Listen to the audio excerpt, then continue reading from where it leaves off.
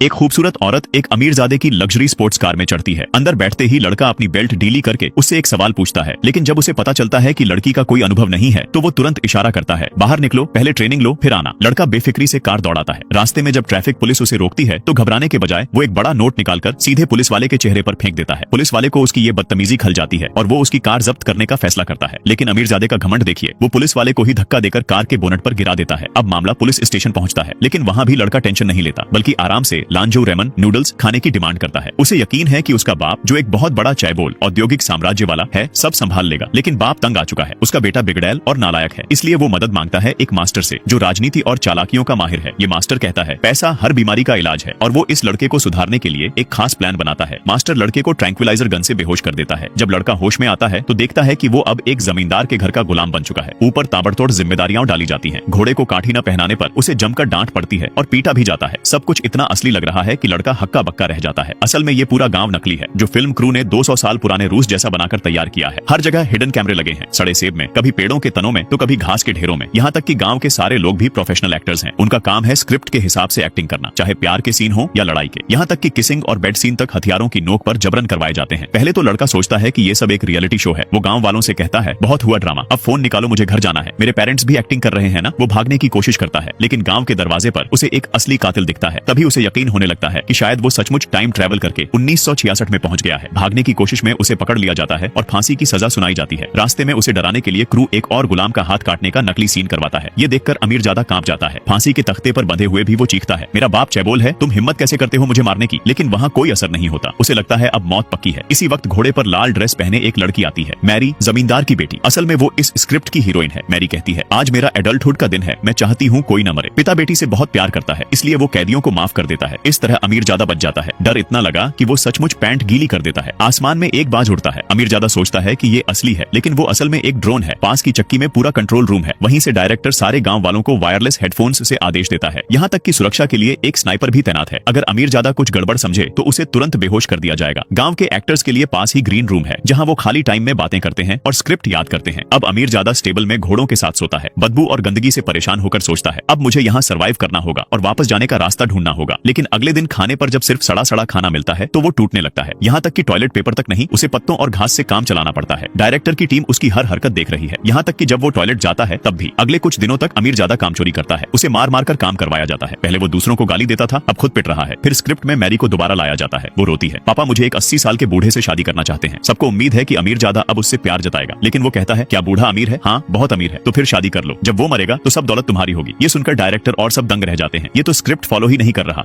एक आदमी ने अपने कपड़े उतार दिए और हाथ सीने पर रख दिए। अचानक तेज रोशनी चमकी, वह जोर से खींचने लगा और उसके शरीर से एक बनियान जैसी चीज निकलने लगी। ये कोई साधारण बनियान नहीं थी। ये 1000 साल पुरानी एक पवित्र धरोहर थी, जिसे पहनने वाला तलवार और गोलियों से नहीं मरता, आग और पानी का असर भी उस पर नहीं होता, परंतु इसे हर कोई नहीं पहन सकता था। केवल इस्तांबुल का रक्षक ही इसके योग्य था। और यह व्यक्ति आका उस रक्षक की अंतिम पीढ़ी का सदस्य था। वह बिल्कुल गरीब लड़का था, न गाड़ी, न घर, न बचत। वह अपने पिता के साथ एक प्राचीन वस्तुओं की दुकान संभालता था। एक दिन एक महिला ग्राहक आई, जिसने एक फोटो एल्बम दिखाया। उस पर यही पवित्र बनियान का चित्र था। पिता ने कहा कि उन्होंने कभी यह कपड़ा नहीं देखा, पर आका ने तुरंत कहा कि उसने इसे शायद हमारे तहखाने में देखा है। पिता ने मना कर दिया और महिला चली गई। आका फिर भी जिद पर था, लेकिन पिता ने उसे डांट कर भगा दिया। अगले दिन उसका सबसे अच्छा दोस्त आया। दोस्त को किराया न देने के कारण मकान से निकाल दिया गया था। आका ने पिता से मदद मांगी, पर पिता ने साफ मना कर दिया। रात में आका चोरी छुपे तहखाने में घुसा और वह बनियान निकाल ली। वह इसे बेचने महिला के पास जाने वाला था। महिला ने कपड़ा देखते ही 7 अंकों की बड़ी रकम की पेशकश की। आका खुशी से सहमत होने वाला था, तभी पिता आ पहुंचे और उसे रोक लिया। तभी एक हत्यारा वहां आ गया। झगड़े में दोस्त पकड़ा गया और पिता गंभीर रूप से घायल हुए। पिता ने आका से कहा कि उसे ईस्ट स्ट्रीट के एक क्लिनिक ले जाओ, वही सबसे सुरक्षित जगह है। क्लिनिक पहुंचते ही डॉक्टर ने पिता को अंदर ले लिया और आका को बाहर रुकने को कहा। आका उन्हें पहचानता नहीं था और लगातार सवाल कर रहा था। तभी वहां मौजूद महिला ने आका को सीक्रेट पोर्ट ले गई। उसने देखा कि पिता के शरीर से गोली निकाली गई, लेकिन ज्यादा खून बहने के कारण पिता बच नहीं सके। डॉक्टर ने आका को सच बताया, वह बूढ़ा उसका असली पिता नहीं था। वे सभी लॉयल्टी गैंग के सदस्य थे और उनका असली मकसद आका की रक्षा करना था। आका इस्तांबुल का रक्षक था और उसे शहर की सुरक्षा तथा एक प्राचीन दुश्मन का अंत करना था। आका को विश्वास नहीं हुआ और उसने सबको पागल कहा। डॉक्टर ने बनियान पहनने को कहा। जैसे ही उसने पहनाई, बनियान चमकी, कांपी और आका के सीने में समा गई। एक विशेष चिन्ह बन गया। महिला ने पिस्तौल से गोली चलाई, पर आका को कुछ नहीं हुआ। उसने गोली को हाथ में दबाकर मोड़ दिया। महिला हिनाई ने बताया कि यह बनियान उसके पवित्र वस्त्रों में से एक है। अब भी स्वीकार नहीं कर पाया और घर भाग गया। पर घर के नीचे संदिग्ध लोग थे। वह पड़ोसी के घर से पता लगाता है कि वे उसी की तलाश में हैं। वह हथियार लेकर तैयारी करता है। तभी कहिनाई वहां आ पहुंचती है। दोनों अपने दोस्त को खोजने पार्क जाते हैं। हैं, पर वहाँ उसका मृत शरीर मिलता है। आका टूट जाता है और बदला लेने की कसम खाता है। कहिनाई बताती है कि उनका दुश्मन अमर कबीला है जो हजारों साल से बुराइयां करता आया है। पिछले रक्षक आका का असली पिता भी इन्हीं के हाथ मारे गए थे। अमर कबीले को खत्म करने के लिए 3 पवित्र वस्तुएं चाहिए: अमर तलवार पहचान के लिए, दैवी खंजर आत्मा नष्ट करने के लिए, और राक्षसी कवच तलवार गोलियों से अजय। तलवार दूसरे सदस्य के पास थी जिसे आका को पाना था। कहिनाई के साथ वह एक घर पहुंचा जहाँ एक आदमी ने खुद को रखवाले का बेटा बताया। उसकी माँ 7 साल पहले अमर कबीले के हाथ पागल हो गई थी। वह उन्हें माँ के पास ले गया। बूढ़ी महिला ने मुंह से एक अंगूठी निकाली। जैसे ही आदमी ने लेने की कोशिश की, महिला ने रोक लिया और बताया कि बाहर दुश्मन है। हथियार छीनकर वे बात कर ही रहे थे कि गोली चलने की आवाज आई। महिला ने एक हमलावर को मार गिराया और कहा कि भाग जाओ, दुश्मन की फौज आने वाली है। वास्तव में कई हथियारबंद लोग नीचे पहुंच गए थे। बूढ़ी महिला ने लोहे का दरवाजा बंद किया और बताया कि अंगूठी का रत्न एक इमारत में है। फिर वह दरवाजे पर पहरा देने लगी। कहिनाई ने खिड़की तोड़ी और आका को थप्पड़ मारकर होश में लाया। दोनों कूदकर भाग निकले। दुश्मन की गाड़ियों के टायर फोड़ दिए।